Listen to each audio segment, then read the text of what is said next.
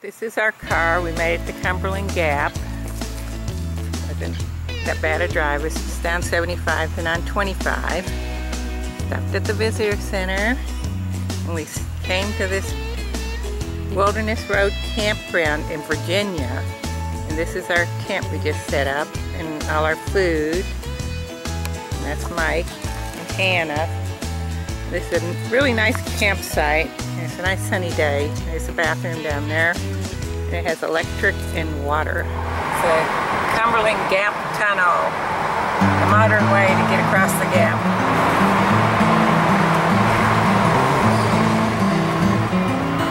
Now we're in Kentucky. We were in Virginia, Tennessee, and now Kentucky. Right by the visitor center, you take a left. Visitor center. There was one railroad that linked the Virginia armies with the Army of Tennessee in succession. This is the view from the Civil War embankment. I don't know how they got the cannon up here. There's where we're at. You are here. And Shadow of the Gap is right below us. Quite a few forts. This is the gap that everybody came through, from the Indians to the early hunters to the settlers. These Appalachians were 600 miles long and 150 miles wide. It was really the only way to get across them. These might be what they call Chimney Rock. They came up here in 1890 from Powell's Valley. This is Powell's Valley. Golden Ridge.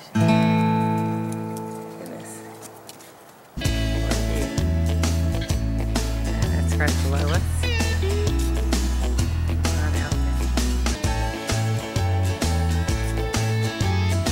That's Fern Lake down there.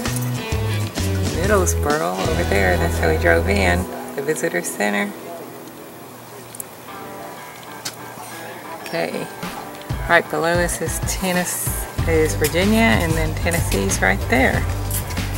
And there's a tri-state peak. 1,900 feet above sea level, they say. And right there where I'm pointing is the highway tunnel that we drove through. It's just a little hump. Very much after the Duke of Cumberland, also known as Sweet William, third son of George II.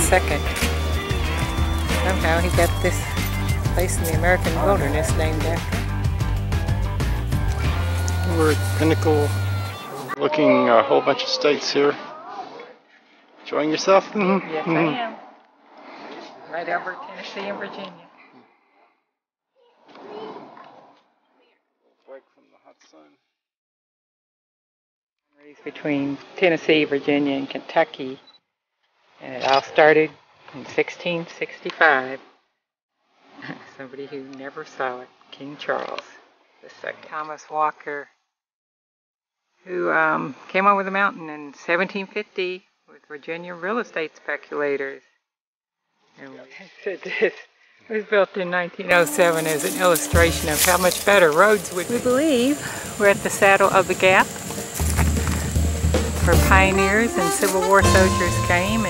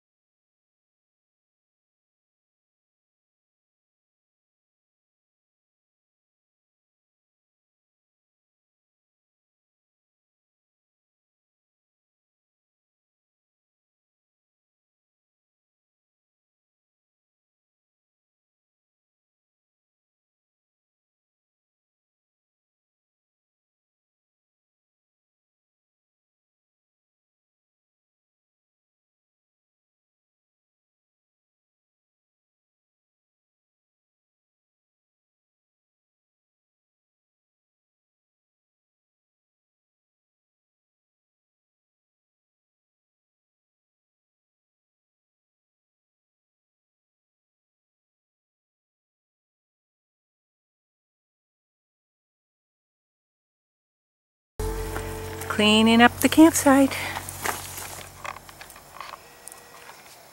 Here he is.